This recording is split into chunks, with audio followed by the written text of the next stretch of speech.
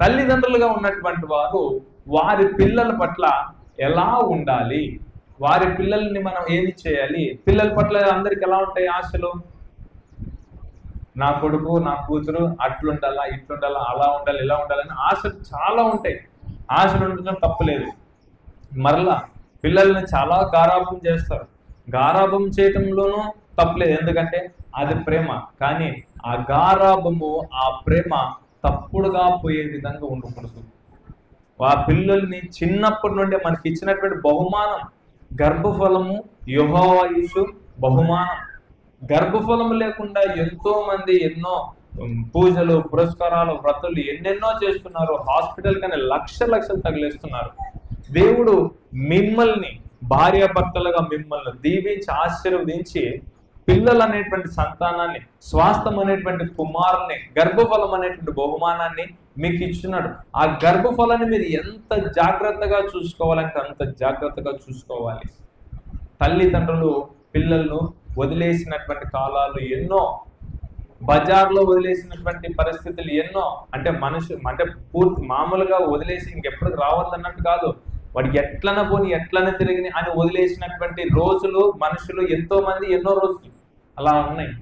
అయితే ఒక క్రైస్తవులముగా ఒక భార్యాభర్తలు, ఒక కుటుంబానికి ఒక హెడ్, భార్యాభర్తలే కదా కుటుంబానికి అధిపతులు.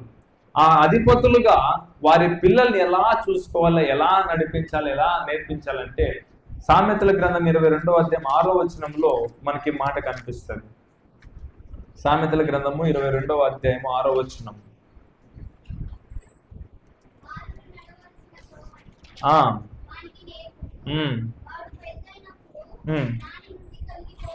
బాలుడు నడవవలసిన త్రోవను వానికి నేర్పుము. ఫస్ట్ ఏం చేయాలంటే పిల్లలకి త్రోవను నేర్పించాలి. ఇప్పుడు అక్కడ ఉన్నటువంటి పరిస్థితి మనకి ఎదురుగా ముల్లలు ఉంది, ఎక్కడ అడుగు పెట్టాలో తెలియదు. ఒక రోజు పోయి, ఇంకో రోజు పోయి, 3వ రోజు పోయి, 4వ రోజు పోయి, 5వ రోజు పోయేసరికి అక్కడ ఏమవుతుంది? ఒక దారి అనేది ఏర్పడుతుంది. ఎట్లాదైనా కానీ ఒక దారి అనేది ఏర్పడుతుంది. అంటే నడిచి నడిచి నడిచి నడిచి ఆ ప్రాంతంలో చెట్లు మొలవవు, ఏమి మొలవు, ఒక మార్గం అనేది ఏర్పడుతుంది. ఇప్పుడు పిల్లలకి మనం ఏదైనా ఒక మంచిది నేర్పిస్తేనే, మంచి బాటలో నడిపిస్తేనే ఆ పిల్లలు మంచి అడుగు జాడల్లో ఉంటారు. అదే మంచిని నేర్పించకపోతే, మంచి అడుగు జాడలను మనం నేర్పించకపోతే ఆ పిల్లలు ఎప్పుడు మంచి అడుగు జాడల్లో నేర్చుకుంటారు, ఎప్పుడు మంచి వారుగా ఉంటారు. చేయి పట్టుకుంటాం పిల్లల్ని, రే నువ్వు అట్లా చెట్లలో ఊరని ఒకరిని, ఈ చెట్లకి రే నువ్వు ఇట్లా ముళ్ళలో ఊరని ఈ ముళ్ళలోకి ఎవరైనా ఇస్తారా? లేరు. పిల్లల్ని ఏం చేస్తాం? చేయి పట్టుకొని మనం ముళ్ళల్లో నడిచినా పర్లేదు, కానీ మన పిల్లలు ఎలా నడవాలనుకుంటారు? మంచి మార్గం నడవాలనుకోరు, రోడ్డు పైన నడవాలనుకో. మనకు చెప్పులు లేకపోయినా, మామూలు రోడ్లో నడవడానికి మనకు చెప్పులు లేకపోయినా నడుస్తాం, కానీ పిల్లలకి ఎక్కడ రాయి కూర్చుకుంటుందని ఆ చిన్న చెప్పులేసి నడిపిస్తారు. ఆ పిల్లలకి ఏం చేస్తున్నాం? ఒక మార్గం అనేది మనం ఏర్పాటు చేస్తూ ఉన్నాం, నడక అనేది నేర్పిస్తున్నాం. భార్యాభర్తలుగా పిల్లల పట్ల ఈ చాలా బాధ్యత అనేది దేవుడు అప్పగించున్నాడు పిల్లల పట్ల. బాలుడు నడవవలసినటువంటి త్రోవ వానికి నేర్పినప్పుడు వాడు పెరిగి పెద్దవాడైనప్పుడు దాని నుండి తొలగిపోడు. ఇప్పుడు పెరిగి పెద్దవాడైనాక ఎంతమంది ఆ మార్గంలో నిలుస్తున్నారు? ఇష్టానుసారంగా అయిపోయినారు మనుషులు. పెరిగి పెద్దవాళ్ళు అయిన తర్వాత తాగే వాళ్ళు అవుతున్నారు, తిరిగే వాళ్ళు అవుతున్నారు, ఇష్టానుసారంగా నడుచుకునేటువంటి వారు వ్యభిచారులు అవుతున్నారు, దొంగలు అవుతున్నారు, హత్యలు నరహంతకులు అవుతున్నారు, అన్ని విధాలుగా అవుతున్నారు. ఎందుకు అలా అవుతున్నారంటే ఫస్ట్ తప్పు ఎవరిదే? తల్లిదండ్రులది. తల్లిదండ్రులు చేసే తప్పును ఖండించి ఇది ఇలా నడుచుకోకూడదురా, ఇలా నడుచుకోవాలరా అని చెప్పినప్పుడే కదా వాళ్ళు నేర్చుకునేది. ఇప్పుడు నేనే ఉండి, ఇప్పుడు ఎవరి గురించి వద్దు, నా వరకే నేను చెప్తా.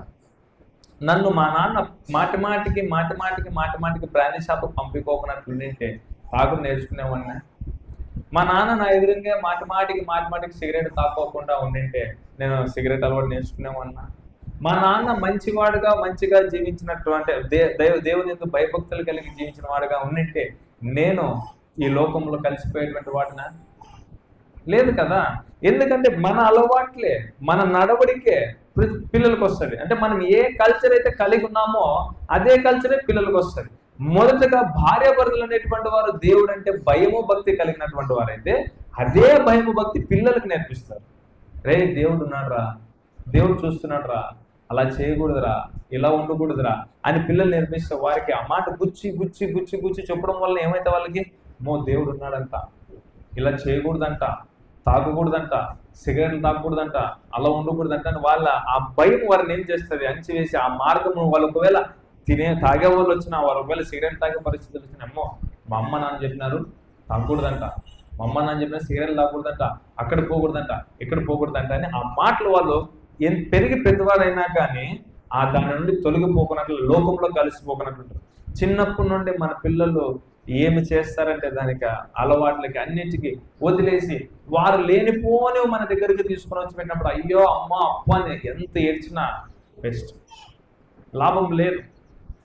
మా నాన్న ఒకసారి మామూలు మందు తీసుకొచ్చాక ఎప్పుడు నన్నే పంపించేవాడు. నేను ఆ పోవడంతో బాగా అలవాటైపోయి ఒక బ్రాంచ్ షాప్లో పని చేసే టైంకి అలవాటు అయిపోయి నువ్వు కూడా అప్పతో ఒక రోజు వస్తావరా అన్నాడు. నువ్వు కూడా అప్పతో ఒక రోజు తాతరా, నేనేం తాతన్నా. ఆ కొద్ది రోజులు గడిచేసరికి ఆయన అక్కడే ఉన్నాడు, నేనే పోయినాను, నేనే ఉన్నాను. ఏనా నువ్వు కూడా వచ్చాడు. ఆయన ఎట్లా తెలుసుకున్నాడు నేను వస్తానని?